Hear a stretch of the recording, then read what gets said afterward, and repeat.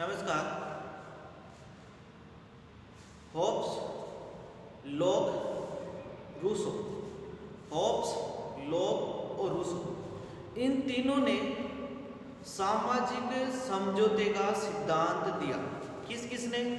Hobbes, Locke और Rousseau. इन तीनों ने क्या दिया? सामाजिक समझौते का सिद्धांत दिया। तीनों के सिद्धांत में काफ़ी फर्क है। अगर हम तुलना करें तीनों के सिद्धांत में तो आपको फर्क मिलेगा कि तीनों के सिद्धांत अलग अलग है। वो कैसे? इसके अलावा जो प्राकृतिक अवस्था होती है या प्राकृतिक कानून होते हैं, इनके बारे में भी इन्होंने अलग अलग बताए। विद्यार्थियों के, स्टूडेंट के समझ में क्यों नहीं आता है? क्योंकि ये प्राकृतिक अवस्था या प्राकृतिक अधिकार, इनके बारे में नहीं समझ पाते हैं कि प्राकृतिक अधिकार कहते किसे हैं या प्राकृतिक अवस्था किसे कहते हैं। अगर इन चीज़ों को समझ में नहीं आया तो इनके अंदर वाली जो बातें हैं कि प्राकृतिक अवस्था में होब्स ने, लॉक ने, रूसो ने क्या बताया। तो सबसे पहले ये शब्द होता है जैसे प्राकृतिक अवस्था, ये क्या चीज़ होती है? तो इस चीज़ को समझ ले, इसका मतलब समझ ले, प्राकृतिक अवस्था क्या होती है। अगर स्टूडेंट को ये चीज़ ही समझ में नहीं आएगी प्राकृतिक अवस्था क्या है, तो इसके अंदर कुछ भी पढ़ो समझ में नहीं आएगा। सबसे पहले हम जो पढ़ रहे हैं उसका अर्थ समझ में आना चाहिए। प्राकृतिक अवस्था, प्रकृति ने जो अवस्था बनाई शुरुआत से लेके अभी तक, उसमें इन विद्वानों ने, होब्स, लॉक, रूसो ने, इन्होंने क्या क्या विचार दिए। जो प्रकृति है, ईश्वर ने या प्रकृति ने क्या मनुष्य के लिए जो अवस्था बताई, शुरुआत में मनुष्य कैसा था, उसके बाद में कैसा है, वर्तमान में कैसा है। तो इन अवस्थाओं के लिए एक प्राकृतिक अवस्था बताई। तो तीनों ने क्या प्राकृतिक अवस्था के बारे में अपने अपने विचार दिए। तो सबसे पता कि प्राकृतिक अवस्था क्या होती है। एक सिंपल तरीके से अगर सिर्फ समझने के हिसाब से देखें, ये प्राकृतिक अवस्था क्या है। अगर इस अवस्था को समझ लिया, प्राकृतिक अवस्था को समझ लिया, होब्स, लॉक, रूसो, इन तीनों को जिंदगी में कभी नहीं भूल पाओगे। तो प्राकृतिक अवस्था, इसमें ध्यान केंद्रित करो। जो प्राकृतिक अवस्था, जो भगवान ने, ईश्वर ने या प्रकृति ने क्या किया, एक मनुष्य को बनाया। मनुष्य धीरे धीरे क्या हुआ, तो इन लोगों ने क्या किया, इस अवस्था के बारे में जो विचार दिए वो समझ लेंगे ना, तो आपको इजीली सारी चीजें समझ में आ जाएगी। तो उससे पहले आज हम होब्स, लॉक, रूसो तीनों को एक साथ पढ़ेंगे। अगर तीनों को एक साथ पढ़ लिया तो आप जिंदगी में नहीं भूल पाओगे इनसे संबंधित विचार। तो प्राकृतिक अवस्था, मनुष्य शुरुआत में कैसा था, मनुष्य इस धरती पे आया तो कैसा था और अभी कैसा है, यही है प्राकृतिक अवस्था। प्राकृतिक अवस्था में क्या है, जो शुरुआत की अवस्था थी उसे कहा गया प्राकृतिक अवस्था। प्राकृतिक कानून क्या है, मनुष्य के लिए जो कानून बनाए गए हैं प्रकृति ने, वो प्राकृतिक कानून। प्राकृतिक अधिकार क्या है, इन शब्दों के, प्राकृतिक तो सेम है लेकिन अवस्था आ गई, प्राकृतिक अवस्था, प्राकृतिक कानून, प्राकृतिक अधिकार, इन शब्दों को समझ लिया तो इन्होंने विचार दिए, इनके बारे में आपको आसानी से समझ में आ जाएगा। इनके बारे में आसानी से समझ में आ जाएगा। तो सबसे पहले होब्स,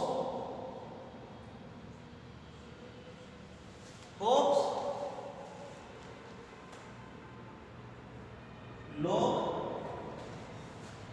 और रूसो। होब्स, लॉक और रूसो, इन तीनों की आज तुलना करेंगे। इन तीनों ने क्या क्या विचार दिए। आज का टॉपिक महत्वपूर्ण रहने वाला है, क्योंकि अगर हम तीनों की तुलना करेंगे तो तीनों विद्वानों के बारे में आप समझ में आ जाएगा। तो सबसे पहले मानव, जो मानव का स्वभाव है, क्या मानव का स्वभाव है,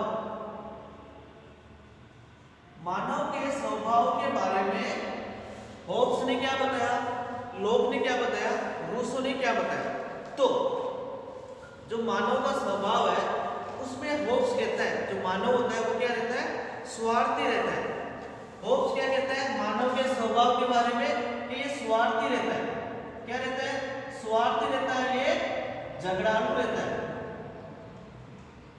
होब्स कहता है जो मानव है वो क्या है, मानव का स्वभाव वो खुद सेल्फिश है, स्वार्थी है और हमेशा लड़ाई झगड़ा करता रहता है। क्या, ये स्वार्थी है और लड़ाई झगड़ा करता है होब्स के अनुसार। लेकिन लोग क्या कहता है, लोग कहता है जो मनुष्य है वो क्या है, विवेकशील है। क्या है, मनुष्य विवेकशील है। मनुष्य विवेकशील है। मनुष्य क्या करता है, तर्क बुद्धि का प्रयोग करता है। किसका, तर्क बुद्धि का प्रयोग करता है। मनुष्य क्या है, विवेकशील है। मनुष्य तर्क बुद्धि का प्रयोग करता है और हमेशा किसमें विश्वास करता है, हमेशा शांति में विश्वास करता है। तो क्या हो गया, होब्स ने तो उससे कहा लड़ाई झगड़ा करने वाला, लेकिन लोग ने क्या कह दिया कि लड़ाई झगड़ा नहीं करता है, हमेशा किसमें विश्वास करता है, शांति में विश्वास करता है, सुखी रहता है एक तरह से। लेकिन रूसो थोड़ा सा चेंज कर देता है, कहता है कि जो मनुष्य का स्वभाव है, जो मानव का स्वभाव है वो कैसा हो गया, सरल स्वभाव हो गया। कैसा हो गया, सरल स्वभाव हो गया। जो मानव का स्वभाव है सिंपल, कोई नखरे नहीं है, सिंपल सरल स्वभाव है, न छल न कपटी न स्वार्थी। ये तीनों चीजों से दूर है। किससे, छल कपट और स्वार्थ, इनसे क्या है, इनसे ये दूर है। ये तीनों इसमें नहीं है। मानव में क्या है, ये तीनों चीजें नहीं है। इस समय क्या मानव क्या पशु के समान मान सकते हैं, पशु के समान। इस मानव को क्या माना, पशु के समान। मानव स्वभाव के बारे में तीनों ने विचार दिए।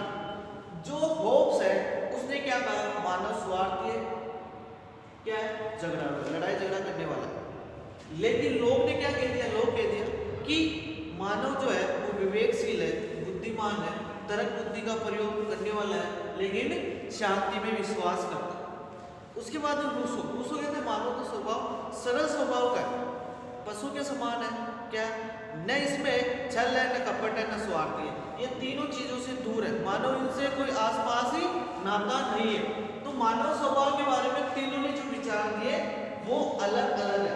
मानव स्वभाव के बारे में जो तीनों ने विचार, इसके बाद में मानव स्वभाव हो गया। इसके बाद में सबसे इंपॉर्टेंट है प्राकृतिक अवस्था। प्राकृतिक अवस्था के बारे में इन तीनों ने क्या क्या विचार किए, किसके बारे में, प्राकृतिक अवस्था। प्राकृतिक अवस्था के बारे में तीनों ने क्या क्या विचार किए। तो होब्स कहता है कि प्राकृतिक अवस्था थी, शुरुआत की अवस्था थी। इस समय क्या थे, मनुष्य लड़ाई झगड़ा करते रहते थे, एक दूसरे को मारा मारी पे टिके रहते थे। इस समय क्या जीवन असुरक्षित था। इस समय व्यक्ति का जीवन सुरक्षित नहीं था, हमेशा डर रहता था। लेकिन लोग कहता है इस समय कानून तो था। क्या, कानून तो था, अर्थात इस समय शांति तो थी, शांति थी। लोगों के पास 3 अधिकार थे। किसका, जीवन, संपत्ति और स्वतंत्रता के 3 अधिकार थे। तो मनुष्य क्या फिर भी पूर्ण रूप से संतोषजनक जीवन नहीं जीता था। इसमें न सरकार थी न न्यायाधीश था। इसमें न सरकार थी न न्यायाधीश था। लेकिन रूसो कहता है कि इस समय क्या स्वतंत्रता, समानता, भाईचारा विद्वान था। लोग क्या आदर्श जीवन जीते थे। तो एक बार प्राकृतिक अवस्था के बारे में क्या क्या बताया, होब्स कहता है कि इस समय चारों तरफ लड़ाई झगड़े हो रहे थे। क्या हो रहे थे, लड़ाई झगड़े तो हो रहे थे, लड़ाई झगड़े हो रहे थे। इस समय मनुष्य में चारों तरफ लड़ाई झगड़े हो रहे थे। और क्या हो रही थी, मनुष्य में 5 चीजें बताई। क्या, 5 अवगुण बताए। मनुष्य में क्या बताए, 5 अवगुण बताए। होब्स ने मनुष्य में 5 अवगुण बताए। अकेला रहना पसंद करता था, अर्थात एकाकी जीवन जीता था। मनुष्य क्या अकेला रहना पसंद करता था। 5 अवगुण बताए। कौन से अवगुण बताए या दोष बताए? तो क्या है, प्राकृतिक अवस्था में मनुष्य क्या जो लड़ाई झगड़ा करते रहते थे। इसमें 5 अवगुण बताए किसने? होब्स ने। का मनुष्य एकाकी रहता था, मनुष्य क्या था? गरीब था। क्या था? मनुष्य इस समय था गरीब था। मनुष्य इस समय गरीबी के कारण पापी भी बन गया, पाप करने लग गया। और क्या हो गया? मनुष्य पशु के समान था। किसके समान? पशु के समान। किसके समान था? पशु के समान था। और क्या था? क्षणभंगुर था। क्षणभंगुर था। तो ये 5 अवगुण बताए, 5 मनुष्य के दोष बताए, कमियां बताई। तो क्या था? प्राकृतिक अवस्था में मनुष्य लड़ाई झगड़ा में विश्वास करता था, चारों तरफ लड़ाई झगड़ा करता रहता था। मनुष्य में 5 अवगुण थे इस समय। वो एकाकी जीवन, अकेला रहना पसंद करता था। एकाकी जीवन अर्थात अकेला रहना पसंद करता था, क्योंकि चारों तरफ लड़ाई होती थी तो वो लड़ाई से दूर भागता था, अकेला रहना पसंद करता था। मनुष्य इस समय गरीब था, पापी था, पशु के समान था। क्षणभंगुर, क्षणभंगुर का अर्थ होता है शीघ्र नष्ट होने वाला, शीघ्र नष्ट होने वाला, शीघ्र नष्ट होने वाला। तो इंपॉर्टेंट यह है कि यहां से क्वेश्चन बन चुका है, यहां से क्वेश्चन बन चुका है। कैसे क्वेश्चन बना? होब्स ने जो प्राकृतिक अवस्था थी इसमें मनुष्य के जो 5 अवगुण बताए वो कौन कौन से? तो ये 5 अवगुण के बारे में पूछा जा चुका है। ये 5 अवगुण के बारे में पूछा जा चुका है। अगर इनमें से कर्म भी ऊपर नीचे हो गया तो भी विषय कर्म भी इसी हिसाब से। मनुष्य क्या था? अकेला था, गरीब था, पापी था, पशु के समान था, क्षणभंगुर था, शीघ्र नष्ट होने वाला था। तो ये 5 अवगुण थे मनुष्य के अंदर। तो क्या था? इस कारण मनुष्य का जीवन था क्या? सुरक्षित नहीं था। जो मनुष्य का जीवन था वो क्या नहीं था? सुरक्षित नहीं था। इस समय जो मनुष्य का जीवन था वो सुरक्षित नहीं था, क्योंकि आपस में लड़ाई झगड़ा करते रहते थे। क्या करते रहते थे? मनुष्य आपस में लड़ाई झगड़ा करते रहते थे, इसलिए मनुष्य का जीवन सुरक्षित नहीं था। अब लोग कहता है प्राकृतिक अवस्था में मनुष्य क्या था? मनुष्य शांति से तो जीता था, मनुष्य शांति से तो जीता था, लेकिन इसके पास 3 अधिकार भी थे। 3 अधिकार भी थे। लोग ने मनुष्य के पास 3 अधिकार बताए। कौन कौन से? LLP। याद करने का तरीका है, लोग ने मनुष्य के जो अधिकार बताए 3 बताए। LLP, L का मतलब लाइफ, लिबर्टी और प्रॉपर्टी। लाइफ यानी जीवन, लिबर्टी यानी स्वतंत्रता और प्रॉपर्टी यानी संपत्ति। कितने थे? 3 अधिकार भी थे मनुष्य के पास। मनुष्य शांति से जीता था और 3 अधिकार भी थे, लेकिन फिर भी मनुष्य संतुष्ट नहीं था। क्या नहीं था? मनुष्य संतुष्ट नहीं था। फिर भी मनुष्य संतुष्ट नहीं था। यहाँ तो लड़ाई झगड़े हो रहे हो, उसने कहा मनुष्य यहाँ तो लड़ाई झगड़ा कर रहा था तो जीवन असुरक्षित नहीं, लेकिन यहाँ पे शांति थी, अधिकार भी था, जीवन जीने का अधिकार था, स्वतंत्रता थी, संपत्ति का अधिकार था, लेकिन फिर भी संतुष्ट नहीं था। क्यों नहीं था? क्योंकि इस समय न सरकार थी, क्या? न सरकार थी, न न्यायाधीश था। अर्थात ये कहता है कि लोग कहता है कि इस समय न सरकार थी न न्यायाधीश था, अर्थात कोई न्याय करने वाला भी नहीं था। इस समय न सरकार थी न न्यायाधीश था, अर्थात न्याय करने वाला नहीं था। फिर भी क्या? फिर भी लोग संतुष्ट नहीं थे। इस कारण क्यों नहीं संतुष्ट है? सरकार और न्यायाधीश नहीं थे। ये क्या? ये नहीं थे। इसके बाद में जो प्राकृतिक अवस्था के बारे में रूसो ने क्या बताया? प्राकृतिक अवस्था के बारे में बताया मनुष्य क्या जीवन था, वो क्या आदर्श जीवन था। मनुष्य का जीवन कौन सा था? आदर्श जीवन था। जो मनुष्य का जीवन था वो कौन सा? आदर्श जीवन था। और क्या था? मनुष्य समानता, स्वतंत्रता और भाईचारा था। मनुष्य में क्या था इस समय? समानता, स्वतंत्रता और भाईचारा था। इस समय मनुष्य में क्या था? समानता, स्वतंत्रता, भाईचारा था। इसी अवस्था को रूसो स्वर्णिम अवस्था कहता है। इसी अवस्था को रूसो स्वर्णिम अवस्था कहता है, या कह दो नोबेल सेवेज कहता है। तो यहां से एक क्वेश्चन बन चुका है। सिंपल इतना आया था, नोबेल सेवेज लिख दिया, छोटे वाले क्वेश्चन में नोबेल सेवेज। तो नोबेल सेवेज लिख दिया, या स्वर्णीय अवस्था लिख दिया, या आदर्श बर्बर लिख दिया, कुछ भी आ सकता है। इंग्लिश में सिर्फ यही रहेगा नोबेल सेवेज। तो नोबेल सेवेज में क्या लिखना है? नोबेल सेवेज में ये लिखना है, रूसो ने जो प्राकृतिक अवस्था बताई उसमें ये बताए आदर्श जीवन का, समानता, स्वतंत्रता, भाईचारा, ये सभी मौजूद थे। इसी अवस्था को उसने रूसो ने नोबेल सेवेज का क्या कहा? नोबेल। अगर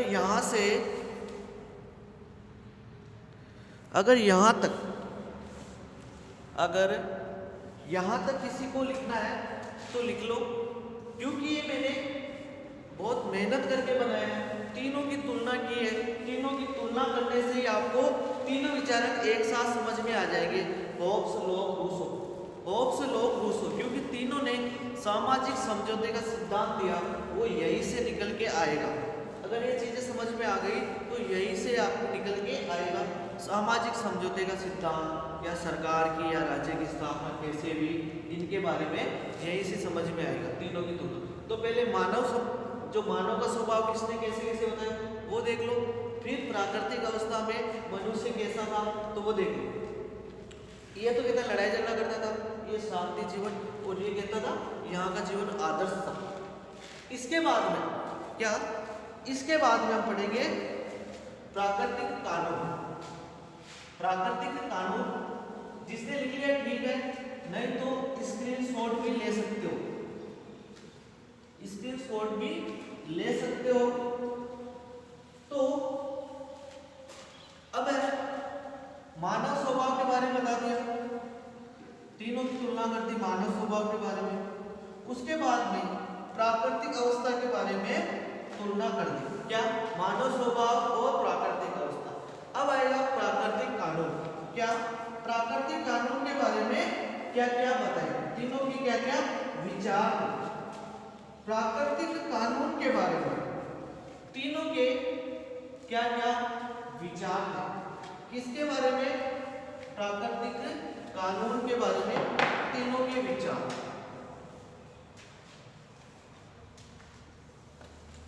प्राकृतिक कानून के बारे में तीनों के विचार। होब्स कहता है किसके बारे में? प्राकृतिक कानून। कहता है कि इस समय कोई प्राकृतिक कानून नहीं था। क्या नहीं था? कोई प्राकृतिक कानून नहीं था। राज्य में क्या थी? राज्य तो शांति थी। प्राकृतिक कानून नहीं था, राज्य में शांति थी। कैसे से? कि लोग अपने जीवन के लिए करते थे, आत्मरक्षा का नियम मौजूद था। कौन सा? आत्मरक्षा का नियम। प्राकृतिक कानून, प्राकृतिक कानून में सिर्फ यहाँ पे आत्मरक्षा का, खुद के जीवन का नियम लागू था। कौन से? खुद का जीवन बचा लो, यही नियम था, होब्स कहता है।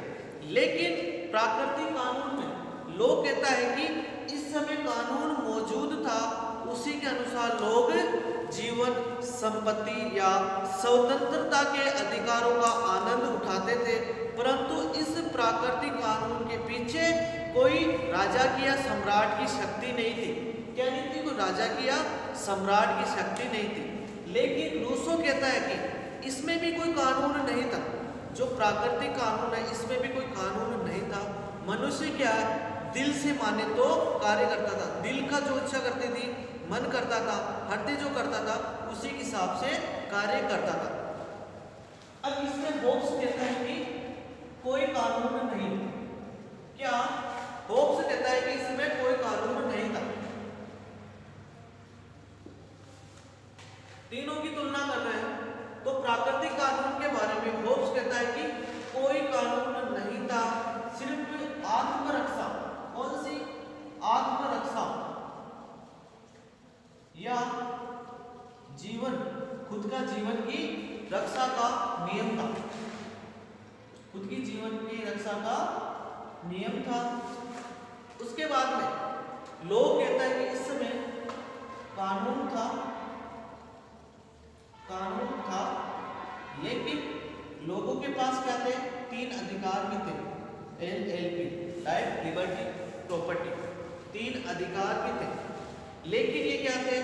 ये किसी के पीछे नहीं थे, अर्थात इनको जो मानने वाला था, प्राकृतिक कानून को जो मानने वाला था, इसके पीछे कोई राजा की शक्ति नहीं थी।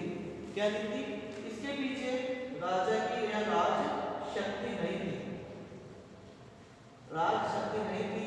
तो इस कानून का उल्लंघन भी हो सकता है।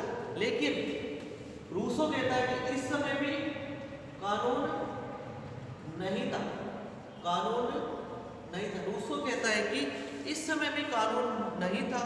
मनुष्य जो करता है, मनुष्य जो दिल से या हृदय से करता है, वही कार्य करता था। मनुष्य हृदय से कार्य करता था, वही था।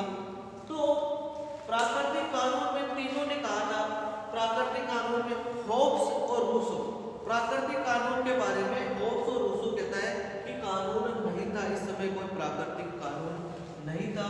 लेकिन लोग कहते हैं कि कानून था। कौन कौन से? इसमें life, LLP, life, liberty, property, जीवन, स्वतंत्रता और संपत्ति का अधिकार था।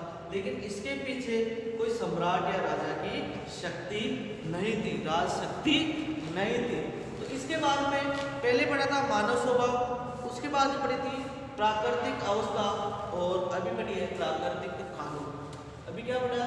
प्राकृतिक कानून। इसके बाद में प्राकृतिक अधिकार। अब प्राकृतिक अधिकार के बारे में तीनों ने क्या विचार दिए? प्राकृतिक अधिकार के बारे में क्या विचार दिए? तो होब्स कहता है कि मनुष्य को कोई प्राकृतिक अधिकार प्राप्त नहीं था। होब्स कहता है कि इस समय मनुष्य को कोई प्राकृतिक अधिकार प्राप्त नहीं था। लेकिन लोग कहता है कि मनुष्य को 3 प्राकृतिक अधिकार प्राप्त थे। LLP, जीवन का अधिकार, स्वतंत्रता का अधिकार और संपत्ति का अधिकार। तो यहां से तुलना करने में समझ में आता है कि होब्स ने कोई प्राकृतिक अधिकार नहीं दिया, लेकिन लोग ने 3 अधिकार दिए, 3 प्राकृतिक अधिकार दिए, जीवन, स्वतंत्रता और संपत्ति के अधिकार। इनके अधिकार, ये 3 अधिकार थे। क्या? ये 3 अधिकार किसके हिसाब से? लोग के हिसाब से।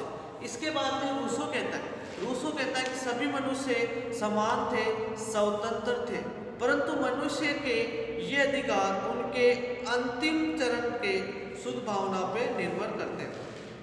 क्या थे? मनुष्य इस समय समान थे, स्वतंत्र थे, तो कानून की जरूरत, अधिकार की जरूरत ही नहीं पड़ी। तो क्या थे? इस समय मनुष्य क्या थे? समान थे और क्या थे? स्वतंत्र थे। इस समय मनुष्य समान थे, स्वतंत्र थे, तो इन अधिकारों की जरूरत ही नहीं पड़ी। मनुष्य अपने मन से जो करता था वही अधिकार था। क्या? मनुष्य जो प्राकृतिक अवस्था, जो प्राकृतिक अवस्था थी, प्राकृतिक अवस्था के समाप्ति के कारण,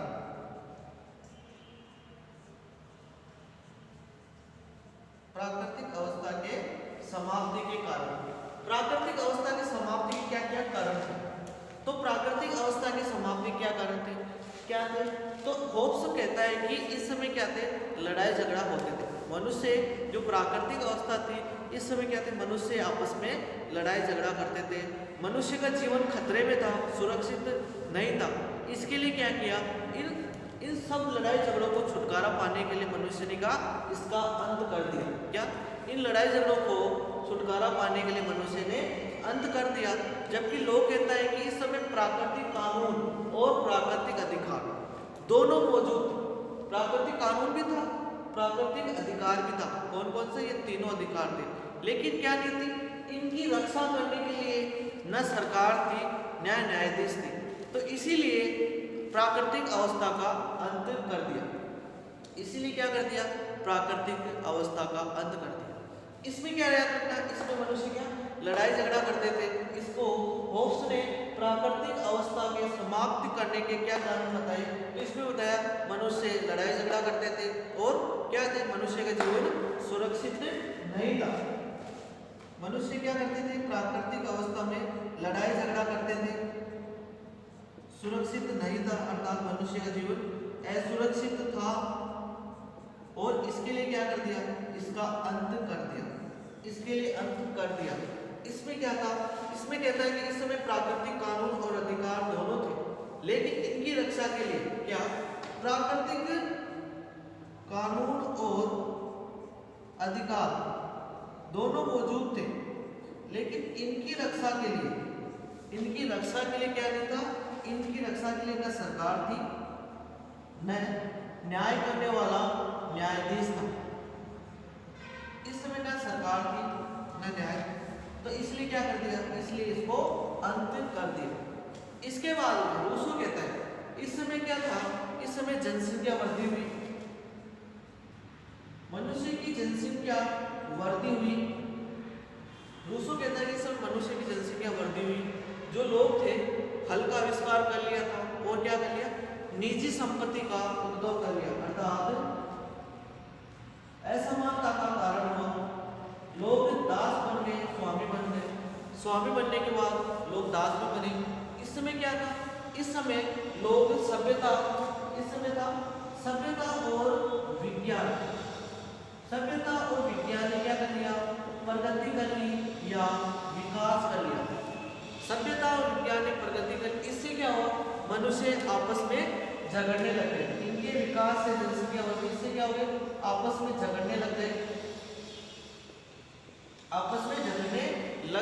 तो क्या कर लिया? मनुष्य ने इस अवस्था को समाप्त कर दिया।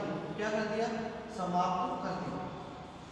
तो एक बार फिर से सुन लेना, प्राकृतिक अवस्था के समाप्ति के कारण प्राकृतिक अवस्था को तीनों विद्वानों ने किस हिसाब से समाप्त किया? तो होब्स कहता है कि इस समय क्या लड़ाई झगड़ा थे, इस समय मनुष्य का जीवन असुरक्षित था। तो इसलिए क्या इनको लड़ाई झगड़ा को मिटाने के लिए, मनुष्य के जीवन को सुरक्षित रखने के लिए इसको क्या कर दिया? इस प्राकृतिक अवस्था को समाप्त कर दिया। इसके बाद में लोग कहता है लोगों के पास प्राकृतिक कानून और अधिकार दोनों थे, लेकिन सरकार और न्यायाधीश नहीं थे, इसलिए इसका अंत कर दिया। इसके बाद में रूसो कहता है कि जब जनसंख्या की वृद्धि हुई, निजी संपत्ति का उद्गम हुआ। जनसंख्या की वृद्धि हुई और निजी संपत्ति का उद्गम हुआ। इससे क्या हुआ? इससे सभ्यता और विज्ञान में प्रगति हुई या विकास हुआ। इससे व्यक्ति स्वामी और दास बन गए, इससे आपस में लड़ाई झगड़ा होने लग गए। तो इससे क्या हुआ?